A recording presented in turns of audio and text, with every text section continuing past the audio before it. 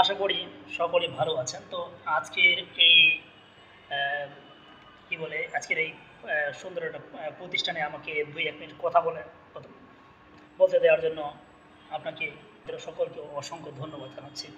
জানি না আমি আমার কথাগুলো সুন্দরভাবে আপনাদের গুছিয়ে বলতে পারবো। এটাই হয়তো এটাই আমার জীবনের প্রথম একটা কি বলে স্পিচ। আমি এর কোনো কোনো জায়গায় বক্তব্য দেই নাই। বক্তব্য দেওয়ার তেমন আমার কোনো অভিজ্ঞতাও নেই। আমি চেষ্টা করছি নিজের যে স্কিলটা কীভাবে আরও ইমপ্রুভ করা যায়। কিন্তু আপনাদের সামনে কথা বলতে যেন আমার অটোমেটিক পা কাঁপা শুরু করে এরকম একটা অবস্থা। অনেক কথাই তো আছে, সেগুলো কথাগুলো আপনাদের সামনে সুন্দরভাবে গুছিয়ে বলতে পারবো কি না এটাও তো একটা কথা। একটা ঘটনা বলি, 2017 সালের ঘটনা। তখন সবে মাত্র আমি এসএসসি পরীক্ষা দিই। এসএসসি পরীক্ষা দেওয়ার পর জীবনে আমরা একটা বিশাল একটা ধাক্কা লাগে, খুব কষ্ট পাই। সেই জীবনে 2017 সালের ঘটনা। তখন আমি সবে মাত্র এসএসসি পরীক্ষা দিই। এসএসসি পরীক্ষা দেওয়ার পর এক প্রতারণার ফাঁদে পড়ে যাই। চলে আসি আমি ঢাকায়। আমার লক্ষ্য ছিল যে আমি একটা সময় পড়াশোনা শেষ করে ভালো একটা চাকরি করব, কিন্তু এখানে যেন জীবনে থমকে গেল। সময়টা 2017 সাল। বন্ধুর মহলে পরে একটা কোম্পানির নাম করে আমি ঢাকায় চলে আসি, ঢাকা গুলশানে। তারপর গুলশানে আসার পর এখানেও একটা আমার জীবনের একটা কি বলে একটা খুবই একটা কষ্টের মধ্যে যাচ্ছিল। তারপর আমি কোম্পানিতে যাই। যাওয়ার পর ওদের কাছে আমি ইন্টারভিউ আমাকে জিজ্ঞাসা করে যে বাংলা জাতীয় ফুলের নাম কি। সেটাও আমি বলতে পারি না, যেন আমার শরীর হাত পা কাঁপা শুরু করছে। সেটাও আমি মুখ দিয়ে বলতে পারতেছি না। বাংলা জাতীয় ফলের নাম কি সেটাও মুখ দিয়ে উচ্চারণ করতে পারতেছি না। তারপর যে আমার যে ইন্টারভিউর যে বোর্ডম্যান ছিল, সে আমাকে বলছিল যে এর দ্বারা কিচ্ছুই হবে না, কিছু করতেই পারবে না জীবনে। তারপর আমি আমার যে সার্টিফিকেটগুলো ছিল, সার্টিফিকেটগুলো ছুঁড়ে দিয়ে মাটিতে ফেলে দিল। আমি কান্না করার মতো অবস্থা, এরকম পরিস্থিতি। আমার সাথে যে দুজন ছিল তারা ছিল প্রতারক, তারা ছিল সাজানো একটা নাটক। এই সাজানো নাটকে আমি ফেসে যাই। তারপর ওরা আমাকে বিভিন্ন বুঝিয়ে সুঝিয়ে সেই বোর্ডম্যানকে বুঝিয়ে বলে যে ভাই, যে স্যার চাকরিটা দিয়ে দিন, চাকরিটা অনেক প্রয়োজন। তারপর আমি বের হই। ইন্টারভিউ বের হওয়ার পর আরেকটা ইন্টারভিউ আমাকে বলা হয়, আপনি যদি এই কোম্পানিতে জব করেন তাহলে আপনাকে জামানত হিসাবে আমরা ঘুষ নিচ্ছি না, জামানত হিসাবে 20,000 টাকা, 30,000 টাকা, 50,000 টাকা নিচ্ছি। এইরকম একটা পরিস্থিতি। দ্বিতীয় ইন্টারভিউ দেওয়ার পর ওরা আমাকে সময় দেয় যে 1 ঘন্টার ভিতরে আপনাকে আমাদের 3টা স্টেটমেন্ট আছে। প্রথম স্টেপ হচ্ছে 50,000 টাকা, যদি আপনি 50,000, দ্বিতীয় স্টেপ 30,000 এবং তৃতীয় স্টেপ হচ্ছে 20,000। এইগুলো স্টেপ অনুযায়ী আপনার স্যালারি ধরা হবে। আপনি কোন স্টেপে কাজ করতে চান? আমি তখন বলে দিই যে আমি তৃতীয় স্টেপে কাজ করতে চাই। তারপর ওরা আমাকে সময় দেয় 1 ঘন্টার ভিতরে আপনাকে 20,000 টাকা দিতে হবে, আপনি কি দিতে পারবেন? এভাবে আমাকে 2বার 3বার 4বার বলে, কিন্তু আমার মুখ দিয়ে কথা বের হয় না। যেখানে মধ্যবিত্ত পরিবার, আপনারা অনেকেই জানেন যে মধ্যবিত্ত পরিবারে যে পড়াশোনাটা করা এবং ফিনান্সিয়াল যে বিষয়টা অনেকটা কঠিন পথ পাড়ি দিতে হয়, যে বিষয়টা বলছিলাম। তারপর আমি বাসা থেকে ফোন দিয়ে আমি আমার আব্বুকে বলি যে আমি আমার বাবাকে বলি যে বাবা, আমার 20,000 টাকার প্রয়োজন। সে জেনে বা না জেনেই এতে মানুষের কাছ থেকে জমি বন্ধক রেখে টাকাটা আমাকে পাঠিয়ে দেয়। তারপর এখানে আমার জীবনের শুরু হয়। কোম্পানি এটা পুরোটাই ছিল ধোকা, প্রতারক কোম্পানি। কোম্পানিটার নাম মনে পড়তেছে না। এই কোম্পানিটা আমার জীবনে তছনছ করে দেয়। পরিবারের বিশ্বাসতা আমার হারিয়ে ফেলে।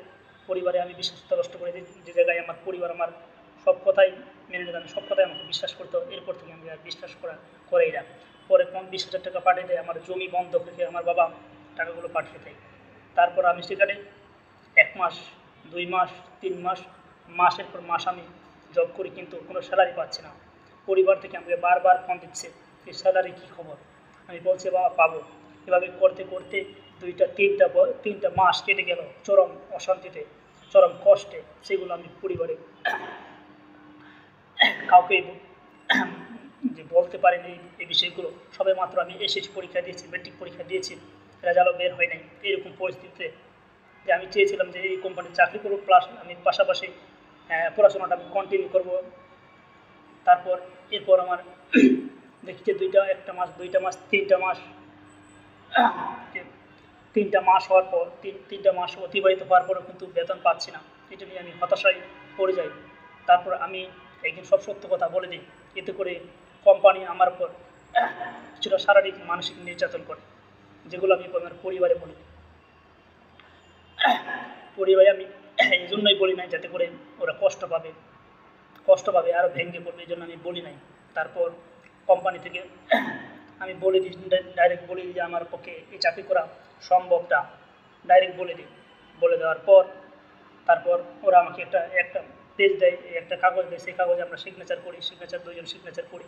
সিগনেচার করার পর সেই কোম্পানি থেকে সেখানে বেরিয়ে যায়। এখানে যে আমাদের সিনিয়র ছিল তারা আমাকে বোঝাচ্ছিল যে জুলফিকার দেখো, জীবনে অনেক ধাপ উত্তরায় আসবে, এগুলো অতিক্রম করতে হবে, এগুলো এত ভেঙে ফেলে চলবে না। আমি বলছি আমি অনেক অজুহাত দিয়েছি যে আমার মা অসুস্থ, আমার পক্ষে এই চাকরি করা সম্ভব না। তারপর আমি চলে আসি বাসায় আসার পর অনেক পাড়া প্রতিবেশী থেকে শুরু করে সবাই আমাকে একটাই কথা বলে যে কত টাকা বেতন পাও বা কী কোম্পানি, মানে বিভিন্ন কথা বলে। আমি এমন একটা পর্যায়ে গিয়েছিলাম, অনেক ডিপ্রেশন, অনেক হতাশা। তারপর আমি মানে বেঁচে থাকার অবস্থা নাই, এরকম একটা অবস্থা। আমি অনেক ইমোশনাল হয়েছে, বাস্তবতা অনেক কঠিন, এরকম একটা অবস্থা। তারপর এদিকে আবার আমার কলেজ ভর্তি হওয়ার পালা। তারপর আমি একটা পর্যায়ে কলেজে ভর্তি হয়ে যাই। কলেজে ভর্তি হওয়ার পর আবার আমি কন্টিনিউ নতুন করে জীবন শুরু করি। এখানে আমি 2টা বছর পড়ার পর তারপর আমি ভর্তির জন্য কোচিং করতে পারিনি কোনো জায়গায়। তারপর আমি নিজে যতটা পারি 12 ঘন্টা হোক, 8 ঘন্টা হোক, 10 ঘন্টা পড়াশোনা কন্টিনিউ করেছি। কিন্তু ভাগ্যের নির্মম পরিহাস, কয়েকটা বিশ্ববিদ্যালয়ে পরীক্ষা দিই, প্রত্যেকটি বিশ্ববিদ্যালয়ে আমি ফেল। আর আমি হতাশায় ভেঙে পড়ি। তারপর আমি ঢাবি অধিভুক্ত 7 কলেজে পরীক্ষা দিই এবং সেই জায়গায় আমার 6333 মেরিট পজিশন চলে আসে। তারপর আমি বড় ভাইয়ের সহযোগিতায় সেখানে ভর্তি হই। ভর্তি হওয়ার পরেই কিছুদিন পরেই করোনা ভাইরাস, জীবনে আর একটা ধাক্কা। করোনা ভাইরাসের সময় কিছুদিন পর আমি আমার কাজিনের কাছে উঠি।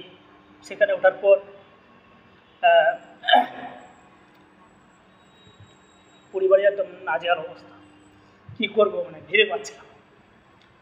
তারপর তার কাছে উঠি, তার কোনো কাজ পাচ্ছিলাম না। একটা পর্যায়ে বাধ্য